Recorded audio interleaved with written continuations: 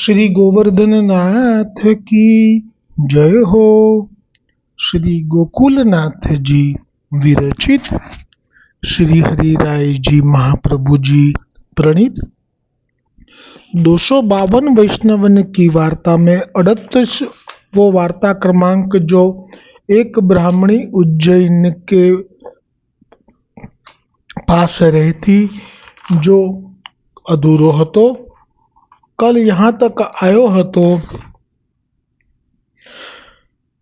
जो निहालचंद भाई वाह बाई सो कहते जो बाई तू सावधान रहियो, तू श्री गुसाई जी की कृपा ते बड़ी वस्तु बड़ी पाई है।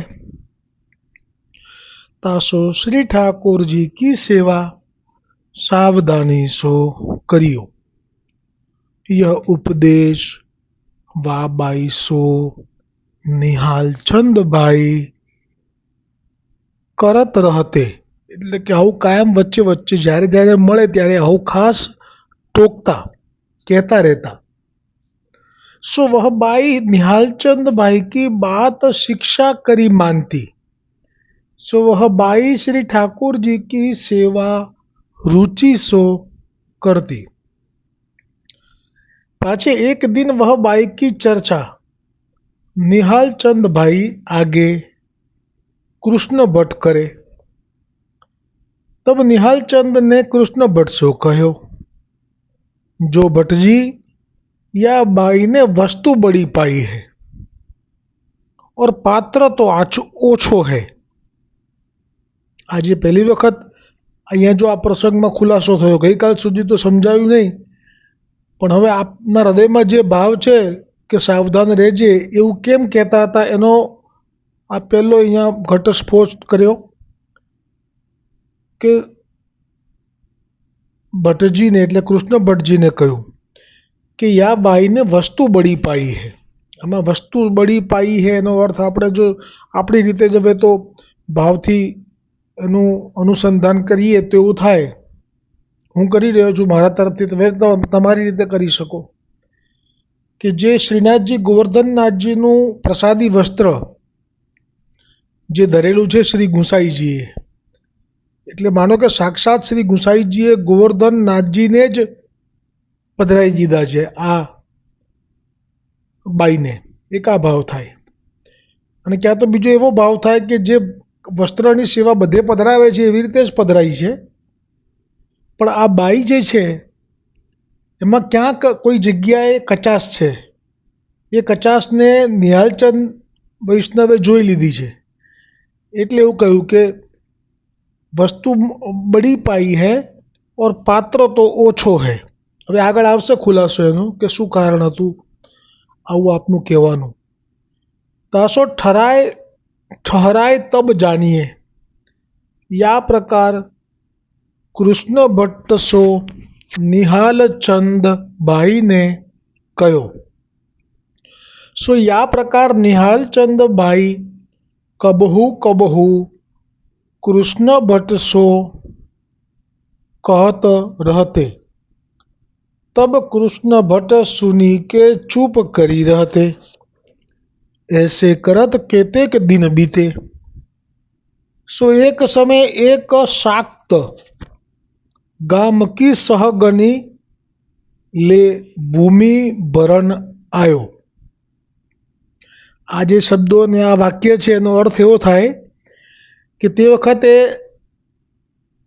जे जमीन खेतरनी होय एनी उपर जे महसूल એટલે અત્યારે કહેવાય કર, ઇન્કમ ટેક્સ કહે છે ને એવી રીતે આ જમીનનો ટેક્સ કર એને સહગની કહેવાય। એ ભૂમિ ભરણ એ છે ને ભૂમિનો ટેક્સ માટે નહીં પણ ભૂમિ પહેલાં માપવા માટે આવે કે કેટલી ભૂમિ કોણ વાપરે। જેમ કે આપણે કોઈ લઈએ રહેવા માટેનું ઘર તો એમાં કેટલા વારનું છે, કેટલા ચોરસ મીટરનું છે, એ એક વખત માપણી થયેલી હોવી જોઈએ, પછી એની ઉપર નક્કી થાય ટેક્સ। એવી રીતે આ ભૂમિ માપવાવાળો જે ભૂમિ માપે અને એ જે લખી દે એકવાર કે આટલી ભૂમિ છે, પછી એની ઉપર જ્યારે પેલો ટેક્સ નક્કી કરે કે કેટલો લેવાનો તો એ આ માપ ઉપર નક્કી કરે। એ વ્યક્તિ આવ્યો છે। તાકો ડેરા વા બાઈ કે ઘર પાસ ભયો। હવે યોગ એવો થયો કે એ જે અહીંયા આવ્યો એટલે એને થોડા દિવસ લાગશે। આટલા બધા વિસ્તારમાં માપ લેવાનું એટલે તરત નહીં થઈ જાય, એકાદ બે દિવસ કે જે લાગશે। એટલે એણે જે રહેવા માટે ઘર લીધું 2 દિવસ 5 દિવસ માટે, એ આ બાઈની, આ ઉજ્જૈનની જે સ્ત્રી છે એની નજીકમાં લીધું। યોગાનુયોગ, ને કંઈ ખબર નથી કશી કે આ ડોકરી, અરે આ ब्राह्मणी ए वैष्णव छे वगैरह। सो एक दिन वह बाई अपने घर में बैठी चावर बीनत हती, अनाज वीणी रही हसे घर में बैठी बैठी।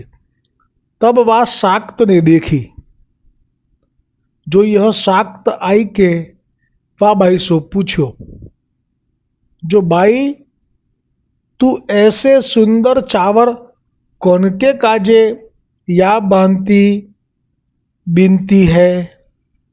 એટલે એ અચાનક જ એની બાજુમાં જ ઉતર્યો છે ને રૂમમાં, એટલે પડોશીની સાથે વાત કરવાની એને એવી ટેવ હશે। એટલે એ તો અહીંયા બાજુમાં આવીને જોયું કે આ તો કંઈક સરસ, કેટલું ધ્યાનથી ભાવથી આ અનાજ વીણી રહી છે। એટલે આ દરેક હોય છે કોઈ એવા સામે ચાલીને આવે તો આપણે વાત કરવી કે ન કરવી, વૈષ્ણવો માટે તો આ આજનો પ્રસંગ એ બહુ શીખ આપી જશે। પ્રભુને શું ગમે છે અને શું નથી ગમતું એ આનાથી ખબર પડશે। તો એણે તો વાત કરી કે તું કોના માટે આ બધું વીણે છે। તું ચાવર બડી બાર મેં બહોત જતન સો બીનતી હૈ। તો બહુ વખતથી હું જોઉં છું દૂરથી મારા ઘરની બહાર બેઠો બેઠો કે તું ક્યારની આ અનાજ વીણે છે, એ પણ બહુ જતનથી। કેમ કે એ વખતે વૈષ્ણવના હૃદયમાં શું ચાલી રહ્યું છે એ અલૌકિક હોય, એટલે વૈષ્ણવ સિવાયના લોકોને સમજાય નહીં। કેમ કે એને જે અનુભવ થયો હોય, ઠાકોરજીએ જે એની સાથે સાનુભાવતા જતાવી હોય, વાતો કરી હોય, માગી માગીને આરોગ્ય હોય, એ બધી ક્ષણોનું સ્મરણ, એટલે એનો આનંદ જુદો હોય। પણ એ કંઈ બહાર કોઈને ખબર ના પડે, પણ એ વખતે લીન થઈ જાય। જ્યારે એ વીણવા લાગે ત્યારે વીણાતું પણ જાય અને મન પાછું એ આનંદનો રસનું પુનરાવર્તન કરતું જાય। એ સ્થિતિમાં સમજાયું નહીં એટલે પેલા એ રહેવાયું નહીં, એનો સ્વભાવ એટલે એને પૂછી લીધું કે હું ક્યારનો જોઉં છું કે બડી બાર મેં બહોત જતન, બહુ વખતથી જોઉં છું કે તું બહુ જ મન લગાવીને આ વીણી રહી છે, તો કેમ આવું કેમ કરે છે તું। तब वह बाई ने वह शाक्त सो कहो, जो मेरे घर में श्री ठाकुर जी की सेवा है। बस आ धड़ाको थयो, પુષ્ટિ માર્ગમાં એને ધડાકો કીધો જ। હવે સમજી લેવાનું કે પ્રભુની કૃપા, સાનુભાવ, બધું અંતર ધ્યાન થવાની આ એક પાયો નખાઈ ગયો છે। ખાલી હજી પૂરેપૂરું નથી થયું પણ પાયો નખાઈ ગયો છે। યાદ રાખવાનું વૈષ્ણવો, પુરુષોત્તમ શેઠ કાશીના અબજો રૂપિયા, ગણતરી જ નથી થાય એવી, પણ એમના કાકા એવા કે એમને લઈ જવા માટે, કાકા કે મામા, એમને ગયા તીર્થ, ગયા એટલે જે શ્રાદ્ધ થાય છે તે, ગયા તીર્થ જવાનું એમના મનમાં એટલું બધું, મર્યાદા લોકો હોય એ લોકોને આવું બહુ હોય। રખડી રખડી થાક્યો, શોધું છું શીતળ છાયા, પણ પૂઠે પડી છે માયા। કેમ કે એ લોકોને કેવું હોય કે બહુ હોય ને ઘરમાં, શેના માટે હોય, એમને સેવા તો ખબર જ નથી કશી। એટલે એ જે પડ્યું છે ને, અતિ સંગ્રહમાં ચિંતાના થર બાજતા અને ભોગવવામાં થવાનો અતિરેક। એટલે એક તો એમને સાચવ્યું છે અને ભેગું કર્યું જેની ચિંતા છે કે જતું ના રહે, સરકાર કે કોઈ લઈ ના જાય, ચોર, અને પછી ભોગવવામાં અતિરેક, એટલે કે તો પછી જીવતા જીવ ભોગવી જ લઉં ને, મારા મર્યા પછી તો આપ મુઆ ફિર ડૂબ ગઈ દુનિયા। એટલે એને મનોરથો બહુ થાય। કયા મનોરથો? પ્રભુના પરખ નહીં, લૌકિક પરખ। એટલે એના જે કાકા કે મામા હતા પુરુષોત્તમ શેઠ કાશીવાળાને, એમને એમ થયું કે મારી સાથે લઈ જવું ગયા તીર્થમાં। તો એ પુરુષોત્તમ શેઠને પાસે એવા પાછળ પડ્યા હતા, લખ્યું છે અંદર એમના વાર્તા પ્રસંગમાં, કે કેટલા વખતથી, 2-5 વર્ષથી કે ચાલો ચાલો ચાલો। તો તમને જેનો સંગ હોય એની અસર થોડી તો થાય। પણ વાત આટલી સુંદર એ છે એમની કે એમણે ક્યારે પણ પોતાના ઘરમાં ઠાકોરજી સાથે એમનો કેવો ભાવ છે એ એમના કાકા કે મામા, મને યાદ નથી રહ્યું એટલે હું બે બોલું છું, એમને ક્યારેય જતાયું જ નહોતું. આ વાત છે પુષ્ટિ માર્ગનો. આ જે ભાવ છે એ સમજવાનો છે કે આપણા ઘરમાં જો ઠાકોરજી છે એ પણ પુષ્ટ થયેલા, અથવા તો આપણે સત્સંગ કરીએ છીએ વલ્લભીય વૈષ્ણવજનોનો વાંચીને કે સાંભળીને, આ અલૌકિકપણું કોઈ દિવસ લૌકિક વ્યક્તિ સાથે ક્યારે પણ શેર ના કરવું, નહીંતર એ પ્રભુ વલ્લભ અપ્રસન્ન થાય છે. બીજો પ્રસંગ છે આપણા જે નરોડાના બેઠકજી છે, ગોપાલદાસ જે વૈષ્ણવ છે, મહાપ્રભુજીના સેવક હતા. મહાપ્રભુજી જ્યારે આ પધાર્યા બીજી વખત, એક વખત તો સેવક કર્યા, બીજી વખત પધાર્યા, ત્યારે એમનો પુત્ર હાજર હતો. તો પૂછ્યું કે ક્યાં છે ગોપાલદાસ? તો એટલું જ કહ્યું કે એ તો સેવા કરવા ગયા છે. મહાપ્રભુજીને જે અપ્રસન્નતા થઈ છે એનું વર્ણન છે અંદર. અને એવું ઈચ્છ્યું કે અહીંયા તો એક ક્ષણ ના ઊભા રહેવાય, કે જે વસ્તુ ગૂઢ રાખવાની છે એને જાહેર કરે છે. એટલે તો એવું જ ઈચ્છ્યું કે ચાલી જવું અહીંથી, મારે અહીંયા રોકાવું જ નથી, કેમ કે આ બધા તો લૌકિક લોકો છે. આનો પુત્ર, એની પત્ની પણ એવી હતી, એ બે અલૌકિક દૈવી નહોતા. તો આપ તૈયાર થઈ ગયા. પછી એવું ઈચ્છ્યું, આપે આપના મનમાં એવું વિચાર્યું, આ બધી ગોકુલનાથજીની કૃપા હો, કે આપને આ જવું છે પણ ખરું, પછી રોકાઈ પણ જવું છે. આ લીલા પાછી પોતે જ વર્ણન કરી રહ્યા છે. બોલો શ્રી ગોકુલનાથ કી જય હો. તો કહ્યું કે ના, હવે જોવું તો ખરો ગોપાલદાસનો ભાવ કેવો છે. ને પછી જ્યારે ગોપાલદાસ આવ્યા ત્યારે કીધું કે ક્યાં ગયો હતો? ત્યારે હતા તો ખરેખર સેવામાં, પણ કહ્યું કે આ તો પેટ ભગવાને આપ્યું છે એટલે વેઠ તો કરવી પડે ને, એટલે પેટ માટે વેઠ કરવા ગયો હતો. બસ આ વાક્ય સાંભળ્યું એટલે મહાપ્રભુજી પ્રસન્ન થઈ ગયા કે આમ જ કહેવાય, કોઈ દિવસ સેવાની વાત કોઈને ના કરાય. આ પ્રસંગ એટલે જ લીધો મેં. એટલે હવે આ બાઈએ તો જે હતું એ કહી દીધું કે મારા ઘરમાં શ્રી ઠાકોરજીની સેવા છે, सो मैं यह चावल अपने श्री ठाकुर जी के लिए बिनती हूँ. तब वह साक्त ने वह बाई सो पूछो, जो तेरे श्री ठाकुर जी की सेवा है सो तू मोको तू अपने श्री ठाकुर जी के दर्शन करावेगी. આ બીજું હવે આ તો બહુ અંદર ઘૂસે એવો છે. પહેલાં તો આવીને આવી વાતો કરી, બધી જાણી ગયો કે આટલું લીન થઈને કરે જ્યાં વીણવાનું, એ તો બાકી હતું. હવે તો કે તું દર્શન કરાવીશ. હવે આ બીજો પ્રશ્નનો જવાબ અહીંયા પુષ્ટિ માર્ગના અનેક પ્રસંગોમાં આવે છે, અને એનો સીધો સાર જ કહું છું. હરિરાયજીએ જે શિક્ષાપત્રમાં કહ્યો છે, આગળ પણ આવશે એ સાર હરિરાયજીના શિક્ષાપત્રમાં, કે જે આપણા ઠાકોરજી છે પુષ્ટ થયેલા, એમાં જ્યારે આપણે મનોરથ કરીએ ત્યારે વૈષ્ણવોને જ નોતરવા.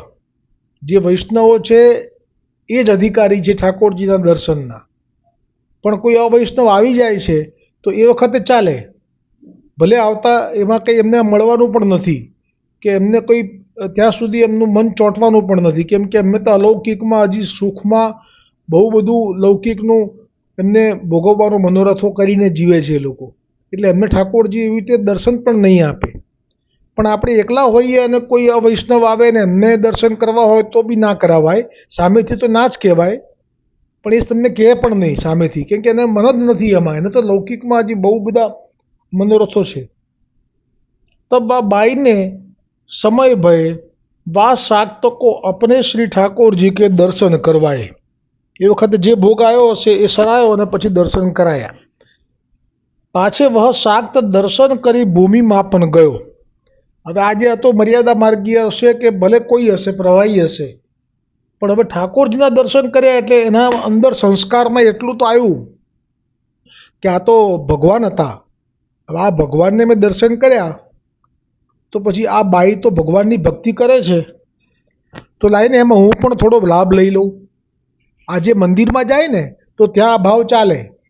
મંદિરમાં સર્વોદ્ધારક સ્વરૂપ, અને એ પણ મર્યાદા માર્ગીય. એટલે બધાય લોકો આવે તો એ આવી રીતે કંઈ પણ મનોરથ કરે તો એ ભગવાન સ્વીકારે છે એનો.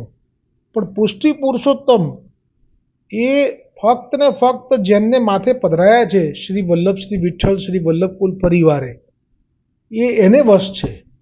ત્યાં સુધી કે વીરબાઈ મહાપ્રભુજીની સેવકીની છે, જેને મહાપ્રભુજી વલ્ભાચાર્યજી જે ઠાકોરજી પધરાવેલા હતા એ ઠાકોરજીને પધરાયા પછી એ વીરબાઈને દિવસો રહ્યા, અને જ્યારે એને પ્રસૂતિ થઈ, પુત્રનો જન્મ થયો, ત્યારે એ વીરબાઈના ઘરની અંદર જે હતા એ બધા દૈવી જીવ નહોતા, અવૈષ્ણવ હતા.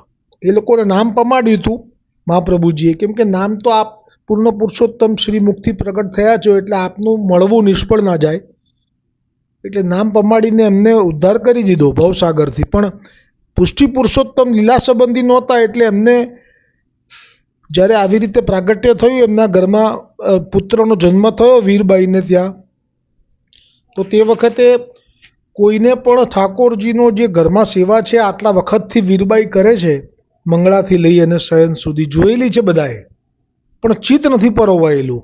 કેમ કે ચિત્ત એનું જ પરોવાય, ચિત્ત એનું જ ખેંચાય કે જે લીલાનો જીવ છે. એટલા માટે થઈને કોઈની પણ સેવા કરવાની ઈચ્છા ના થઈ. અને એટલું જ નહીં, બધા પુત્ર થયો લૌકિક જે એમને લાભ થયો એનું બધી જગ્યાએ થાળી અને વેલણ લઈ અને ઢંઢેરો પીટવા ગયા અને બધાને બધાઈ અને મીઠાઈ આપવાની શરૂ કરી દીધી.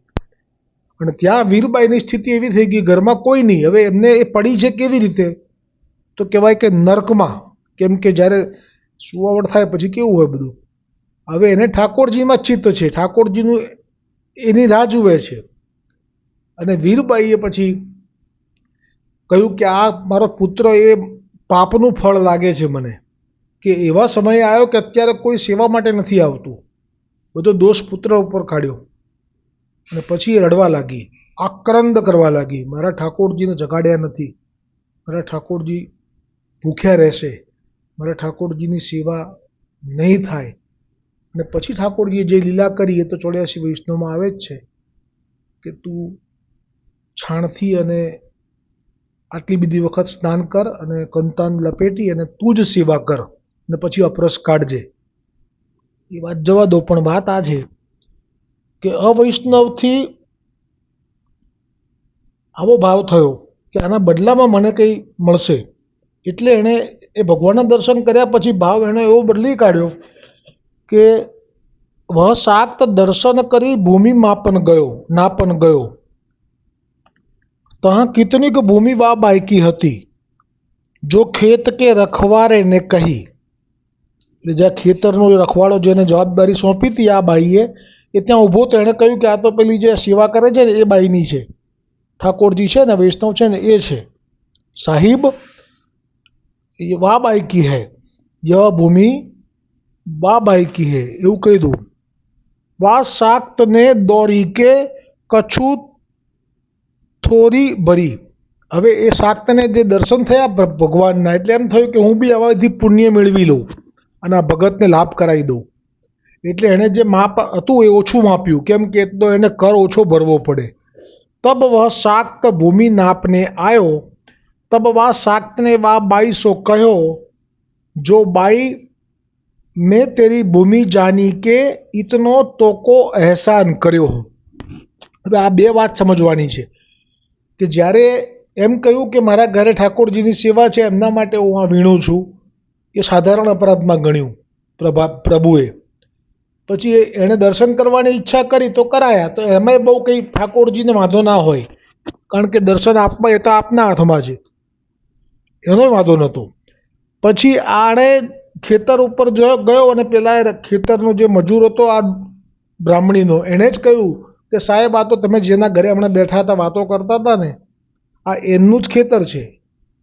એટલે પેલાએ એનું માપ જે થતું હોય, ધારો કે 1 વીઘો થતો હોય તો અડધો વીઘો લખી નાખ્યો એણે અંદર, એટલે એટલો ટેક્સ એને ઓછો ભરવો પડે. એનોય વાંધો નહોતો ઠાકોરજીને. ઠાકોરજીને વાંધો ક્યારે થાય છે કે જ્યારે વૈષ્ણવ જેના માથે પધરાયા છે એના હૃદયમાં જ્યારે આશ્રય છૂટી જાય છે પછી ઠાકોરજી પણ આપ ત્યાંથી અંતર ધ્યાન થઈ જાય છે.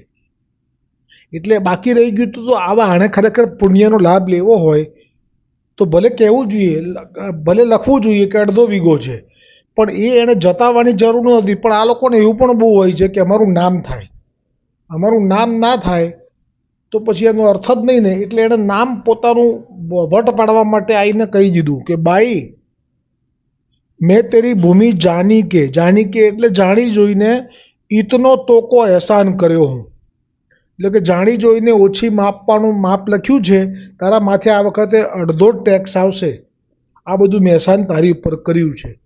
આ બહુ જ વિચિત્ર હવા હોય છે દુનિયામાં કે કંઈક થોડુંક કરે પણ એને પાછું જતાવે. ભાવ પ્રકાશમાં શ્રી હરિરાયજી કહે છે, सो लौकिक मनुष्य की यह रीति है जो अपने किए एहसान को दूसरों को कही दिखावे और भगवदीय काहू पर एहसान करे सो सर्वथा कहे नहीं. સો યહ શાક્તને યા પ્રકાર બા 2200 કયો. હજી એ ઠાકોરજીને વાંધો નથી.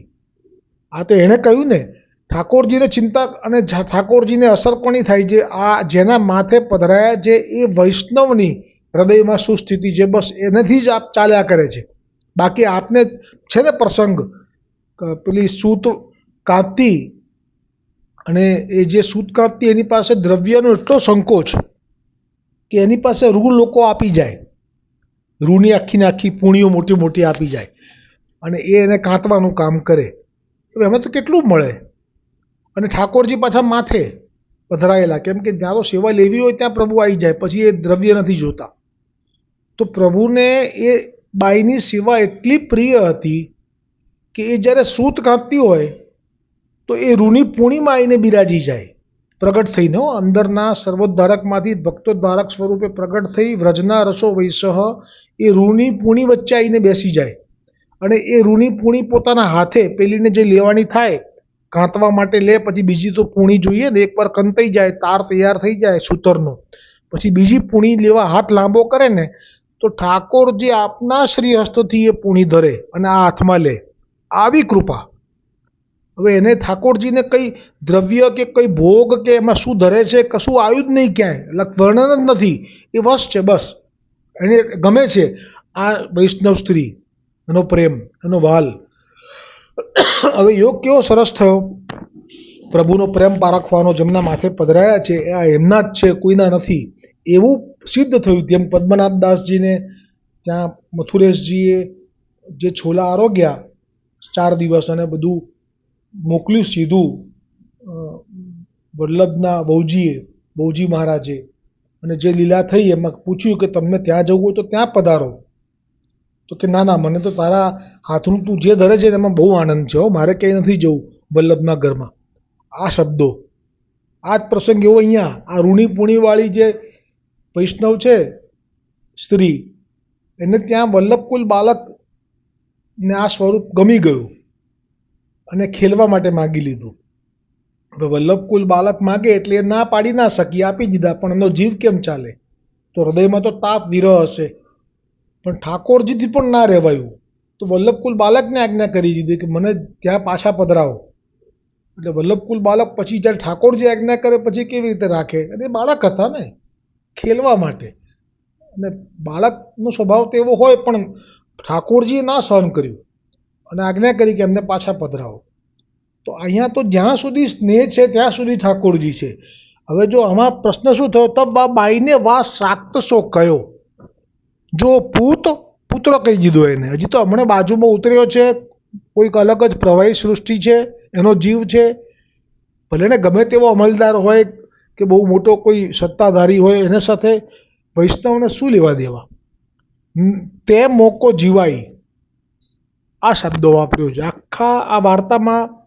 જે નિહાલચંદભાઈ કહેતા ને કે સાવધાન રહીયો, એ નિહાલચંદભાઈના અહીંયા બેઠેલા મહાપ્રભુજી કે શ્રી ગુસાઈજી કહેતા હતા કે સાવધાન રહીયો. કારણ કે આ એમને ખબર હોય કે આનામાં આ એક એવી કચાશ છે કે જ્યારે ઠાકોરજીથી સહન નહીં થાય. એટલે આવું કહેવાય કે તે મને જીવાડી. જેને માથે કરોડો બ્રહ્માંડો, આ બ્રહ્માંડના તો વિષ્ણુ છે ને, કરોડો બ્રહ્માંડોના પતિ એવા પૂર્ણ પુરુષોત્તમ જ્યારે બિરાજતા હોય પ્રેમને વશ થઈને વિઠ્ઠલની કાનીએ, હવે એમનું સરનું, એમની છત્તર છાયાનો જે આનંદ હોય એમાં તો આવું કંઈ વિચાર બી ના આવવો જોઈએ. પણ અને આવ્યો અને એમ કહી દીધું કે તે મને જીવાડી, થોડુંક દ્રવ્યનો ફાયદો કરાયો, એમાં આવું કહી દીધું. એસે વા બાઈને વા શાક તો શો કયો, તબ વાકે ઘરતે શ્રી ઠાકોરજી શ્રી ગુસાઈજી કે ઘર પધારે. આ પણ બરાબર સમજજો વૈષ્ણવો. જ્યાં સુધી શ્રી ગુસાઈજી આ ભૂતલ પર બિરાજતા હતા ત્યાં સુધી જ ઠાકોરજી આવી રીતે વ્રજ ભાષામાં વાતો કરવી, સાનુભાવ જતાવવો, માગીને લેવું. અને જો વિશિષ્ટ વૈષ્ણવ હોય કે જેનો તાપ અતિશય હોય અને મનોરથ ગોલોકમાં કે વ્રજમાં કરેલો અધૂરો પૂરો કરવાનો માટેનું વચન આપેલું હોય પ્રભુએ, જેવી રીતે આ રામદાસ ચૌહાણ જે હતો, જેણે સર્વપ્રથમ ગોવર્ધનનાથજીની સેવા કરી, પૂર્ણમલથી ક્ષત્રિયથી સિદ્ધ થયું તે પહેલાં જેટલી સેવા કરી એ રામદાસ ચૌહાણે કરી.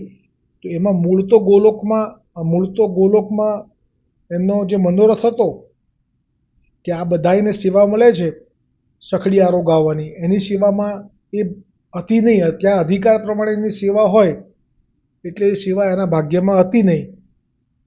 એટલે એને તાપ થયો અને એને એમ થયું કે આ સેવા હું કરું, તે કરવા ગયો તો મને સ્મરણ નથી, વિશાખા કે લલિતાજીએ શ્રાપ આપ્યો કે તું આ સેવા કરવા લાગીશ તો પછી અમે શું કરીશું. અને આ પણ આસક્તિનું કારણ છે કે ત્યાં ઠાકોરજીની જે સેવા છે એનો આનંદ રોજ રોજ નવો નવો આયા કરે, એ આનંદમાં કોઈક વચ્ચે ઘૂસે તો પછી તો એ કેમ સહન થાય, એટલે શ્રાપ આપ્યો. જો ગોવર્ધનનાથજીએ એ શ્રાપનું પણ વરદાન કરી નાખ્યું કે ભૂતલ પર પડ્યા પછી રામદાસ ચૌહાણ થઈને ઘરેથી નીકળીને ગુફામાં રહીને વ્રજવાસીઓથી ભિક્ષા લઈને નિર્વાહ કરતો, તો મહાપ્રભુજી વલ્ભાચાર્યજીએ સર્વપ્રથમ સદુ પાંડેને આજ્ઞા કરી કે તું જ આ સેવા કર, તમે જ સેવા કરો. તો ના પાડી દીધી કે અમને લોકોને દૂધ દહીં ઘી માગશો એટલું આપીશું, પણ સેવા નહીં થઈ શકે અમારાથી. પછી મહાપ્રભુજીએ કહ્યું કે જાઓ પેલા ગુફામાં રામદાસ ચૌહાણને બોલાવી લાવો. તો રામદાસ ચૌહાણને કહી દીધું કે તું જો ગોવર્ધનનાથજીની સેવા કર, તો કે મને નથી આવડતી, તો કે કશું નથી કરવાનું. આમાં પાછા પાક કરવાની, ગુંજા માળા ધરવાની, એક ગાગર ભરી લાવવાની છે ગોવિંદ કુંડમાંથી, અને સ્નાન કરાવી અને આવી રીતે સાધારણ શૃંગાર કરી મોરપીંછ અને ગુંજા માળા અને જે વસ્ત્ર અંગીકાર સાદા કરાવી અને બસ તારે એમને ભોગ ધરીને નિર્વાહ કરજે. અને આ ક્યાં સુધી કરી, પછી તો આપ જ શીખવાડે પ્રભુ બધી સેવા, પણ આ સાદી સેવા. મહાપ્રભુજી આપ નિર્ગુણ છે એટલે એમની સેવા પણ એવી છે. પછી રાજસેવા શ્રી ગુસાઈજીથી લેવા માટે પૂર્ણમલને આજ્ઞા કરી ઠાકોરજીએ સ્વયં, એ પછીની વાત. તો અત્યારે આ જે આજ્ઞા છે રામદાસ ચૌહાણની, એમાં લીલા પરખ છે કે ઉપરને ના મળી તો અહીંયા મળી. તો ઘણા બધા વૈષ્ણવોને તો આ જ લાભ છે. મોટે ભાગે સૃષ્ટિમાં શ્રાપથી નથી પડ્યા, પણ ઉપર જે નથી મળતું અહીંયા મળી જાય, એટલે ઠાકોરજી આવી કૃપા કરે છે. એટલે ખરેખર તો વૈષ્ણવોનો એક પગ અહીંયા છે તો બીજો પગ ગોલોકમાં છે. અને હવે આ જે છે એ બાઈએ, હા, તો હવે શ્રી ગુસાઈજી જ્યાં સુધી ભૂતલ પર બિરાજતા હતા ત્યાં સુધી તો આવી રીતે ઠાકોરજી સર્વોદ્ધારક સ્વરૂપે અંદરથી જે મનોરથો રહી ગયા હોય પૂરા કરવા માટે પ્રગટ થતા હતા. અને એ વખતનો જે વૈષ્ણવોનો જે પ્રવાહ હતો એ અતિ ઉત્તમ હતો, એ લાભ એમને અપાય એવો હતો. અત્યારે નથી રહ્યો. માફ કરજો વૈષ્ણવ, ખોટું લાગે તો થોડું મહાપ્રસાદની 2 કણિકા વધારે લેજો, પણ આ સત્ય છે કે શ્રી ગુસાઈજીએ એમ કહ્યું કે હવે બાબા આપે પ્રગટ થવાનું નથી આમાંથી, ભક્તોદ્ધારક સ્વરૂપ તરીકે આમાંથી પ્રગટ ના થતા અને વાતો પણ ના કરતા, સાનુભાવ પણ ના જતાવતા. અને પછી એનું કારણ કે હવે જે આવશે વૈષ્ણવોનો પ્રવાહ એ પોતાના સુખનો વિચાર કરવાવાળો હશે, એ આપના સુખનો વિચાર નહીં કરે. હરિરાયજીએ કાલે કહ્યું, પરમ દિવસે જે શ્લોક આવ્યો એમાં 18મા પત્રમાં, કે વૈષ્ણવે આખો દિવસ પેટ ભરવા માટે નથી જીવવાનું. વૈષ્ણવોએ આખા દિવસમાંથી 4.5 કલાક એવા કાઢવાના છે કે જેમાં ક્યાં તો સેવા કરવાની છે, અને ક્યાં તો સત્સંગ શ્રવણ કરવાનો છે, ક્યાં સત્સંગ વાંચવાનો છે, ક્યાં ઠાકોરજી માટે જ કંઈક કરવાનું છે. આટલું આજ્ઞામાં હરિરાયજીની આજ્ઞા શિક્ષાપત્રમાં મળશે. પણ અત્યારનો જે પ્રવાહ ચાલી રહ્યો છે એમાં તમે ક્યાંય આવું વાતાવરણ તમને કોઈ જગ્યાએ વચનામૃત, આગળ શબ્દ નહીં વાપરું કે કોના વચનામૃત, પણ તમે વચનામૃત પણ સાંભળશો ત્યાંય તમને આવું નહીં મળે જે હરિરાયજીના શિક્ષાપત્રમાંથી મળશે. કે એમને ખબર છે કે 4.5 કલાક જો વૈષ્ણવ આમાં ડૂબે તો એને જીવનમાં ક્યારે પણ સંસારની આદિ વ્યાધિ ઉપાધિનો પ્રશ્ન જ ના થાય. અને એનું મૃત્યુ પણ, ભલે ને સેવા નથી અને સત્સંગ છે, એનું મૃત્યુ પણ એટલું સુંદર થાય કે આજુબાજુવાળા લૌકિક બહિર્મુખ પ્રવાહી સૃષ્ટિ ભોગ ભોગવીને જ્યારે મૃત્યુ પામે ત્યારે માથું કૂટી કૂટીને મરતી હોય છે, પણ વૈષ્ણવોને તો માખણમાંથી દોરો નીકળી જાય, વાળ નીકળી જાય એવી સહજતાથી એમને શરીર છૂટી જાય છે.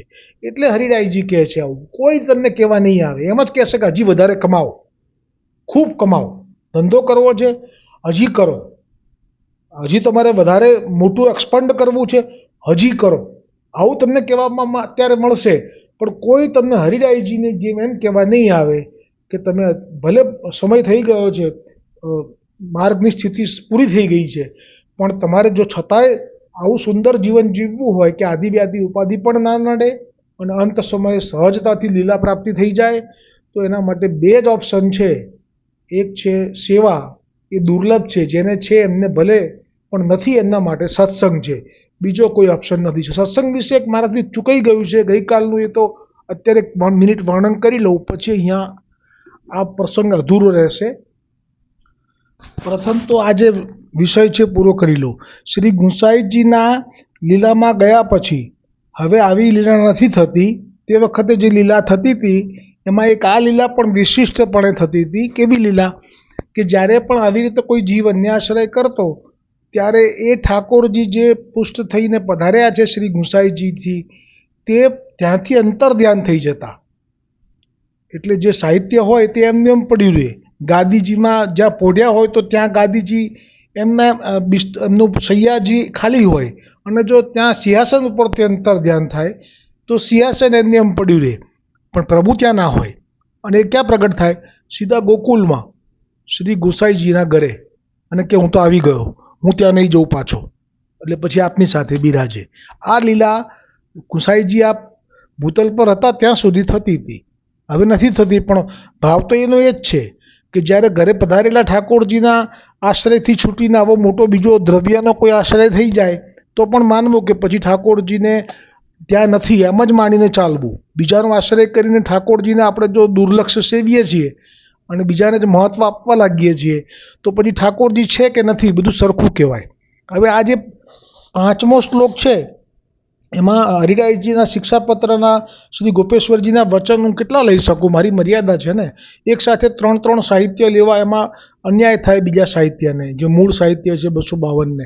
એટલે હવે હું શું કરીશ, આ જેવું પતશે 252 વૈષ્ણવનું ત્યારે જ હું આ શિક્ષાપત્ર શરૂ કરીશ બોલીને, અને એ જ વખતે સર્વોત્તમજી પણ શરૂ કરીશ બોલીને. કારણ કે બંનેમાં ચૂકાઈ જાય છે, રોજ હૃદયમાં અફસોસ થાય છે. કેવું કિંમતી હોય છે. ગિરિરાજ ગોવર્ધન માટેનો ભાવ એ શ્રી ગોકુલનાથજીએ જે ગઈકાલે પ્રગટ કર્યો કે સ્વામિનીજી એ જ સાક્ષાત ગોવર્ધન છે. અને જુઓ, ગર્ગ સંહિતામાં ક્યાંય એવું નથી કહ્યું કે ગિરિરાજ ગોવર્ધન એ જ ગોલોક છે, પણ ગોકુલનાથજીએ કૃપા કરીને કહ્યું કે આ જે ગોવર્ધન છે એ જ ગોલોક છે. આજે જે વર્ણન આવશે એમાં પાછા એમની અંદર કેટલા પ્રકારના મણિ છે, સુવર્ણનો કેવી રીતે તે એમનું જે તેજ છે એ બધું વર્ણન આવશે. તો આ જે વર્ણન છે એ તો ગર્ગ સંહિતામાં પણ નથી, કેમ કે શ્રી ગોકુલનાથજી આપ સાક્ષાત પાછા વલ્લભ છે, અને આપ જ કહી શકે છે કે આ સ્વામિનીજી અને ગિરિરાજ ગોવર્ધન એક છે. એટલે મહાપ્રભુજી, સ્વામિનીજી એટલે મહાપ્રભુજી અને શ્રી ગિરિરાજ ગોવર્ધન તો એક જ થયા. અને આ પ્રમાણે વળી આગળ જતાં એક નામ આવશે જે યજ્ઞો ભોગતા કે યજ્ઞો કરતા, બેમાંથી એક નામ. એમાં પાછા શ્રી ગોકુલનાથજી સ્પષ્ટ કહેશે કે જે કોઈ ભોગ ધરે છે શ્રી ગિરિરાજને એ શ્રી વલ્લભ જ આરોગી રહ્યા છે. આટલી મોટી વાત શ્રી ગોકુલનાથજી સિવાય કોઈનું સામર્થ્ય પ્રવેશ પણ નથી આમાં. એટલે વલ્લભને શરણે જઈને રહીએ આનંદમાં, એ જે સવારું નિત્ય રાખું છું ગોવર્ધન પૂજાના એ ચિત્રાજી સાથે, એ ખરેખર આ શ્રી ગોકુલનાથજીના વચન છે કે તમને. અને એમાં તો આજે જે પ્રસંગ છે સર્વોત્તમજીમાં ગિરિરાજજીનો જે એમાં તો આજે અધૂરી હતી ટીકા ગઈકાલની, જે ગોવર્ધન સ્થિત ઉત્સાહાય નમઃ કરીને, એમાં તો શ્રી કહી જ દઉં અત્યારે, પણ છેલ્લે સમય મળે ના મળે. તો શ્રી ગોકુલનાથજીએ તો એમ કહ્યું છે કે તમારે મનમાં સતત એવો ભાવ રાખવો, મનોરથ રાખવો કે અમારે તો ગિરિરાજ ગોવર્ધનની તલેટીમાં જ વાસ કરવો છે. એટલા માટે પછી કહ્યું કે સંભવ નથી બધા માટે, પરદેશ રહેતા હોય કે અહીંયા ભલે રહેતા હોય પણ લૌકિક એવું હોય એટલે, પણ છતાંય એમ કહ્યું કે મનમાં મનોરથ તો રાખવો, એમ કરીને બધાને આજ્ઞા કરી છે. અને પછી આપણે કહ્યું કે દિવસે સંપૂર્ણ દિવસમાં એક વખત તો ગિરિરાજનું નામ મુખેથી ઉચ્ચાર કરવું, ગિરિરાજના દર્શન કરવા, ગિરિરાજનો મહિમા વિચારવો, ગિરિરાજની અંદર લીલા થઈ રહી છે એ ભાવ કરવો. આ શ્રી ગોકુલનાથજીના વચન છે આજના. વાંચજો વૈષ્ણવો, મહેરબાની કરીને. નહીં વાંચો તો આ જ્યારે 252 પદ છે ત્યારે હું હરિરાયજીનું શિક્ષાપત્ર, એમાં વધારે શ્લોક નહીં લઉં, એટલે એ થોડું અને થોડું સર્વોત્તમજી એમ કરીને આપણે, કારણ કે સત્સંગ છે ને એ રાત્રિનો વિષય છે. પુષ્ટિ માર્ગમાં સત્સંગ રાત્રિએ થતો હતો, મોડી રાત સુધી. પણ હવે અહીંયા ક્ષમતા 45 મિનિટથી ઉપર નથી હોતી. સાયકોલોજી એવું કહે છે કે બાળકો ભણવા જાય 45 મિનિટથી ઉપર થાય તો એમને પછી સ્મૃતિ નથી રહેતી એની, એ જે તે શિક્ષકથી સાંભળેલું હોય કે ભણેલા હોય એની. એટલે તો 45 મિનિટે એક ઘંટ વગાડવામાં આવે છે અને વચ્ચે બ્રેક લઈને પછી બીજી શરૂઆત થાય છે પીરિયડની. આ એટલે મારી મર્યાદા છે 45થી ઉપર નથી જતો. અને એમાં જ્યારે આ પતશે એટલે જરૂરથી આ બધા જ સર્વોત્તમજીના નામ, એમાં જે શ્રી ગોકુલનાથજી વચન કયા છે એક અક્ષર નહીં છોડું. બોલો શ્રી ગોકુલનાથ કી જય. એવી રીતે શ્રી હરિરાયજીના શિક્ષાપત્રમાંથી એક અક્ષર નહીં છોડું. બોલો શ્રી હરિરાયજી મહાપ્રભુજી કી જય હો. તો અહીંયા જે 5મો શ્લોક છે એમાં હું ચૂકી ગયો હતો. એમાં સત્સંગનો મહિમા કેટલો બધો બતાવ્યો, સેવા કરતાં પણ વધારે કહી દીધો હરિરાયજીએ.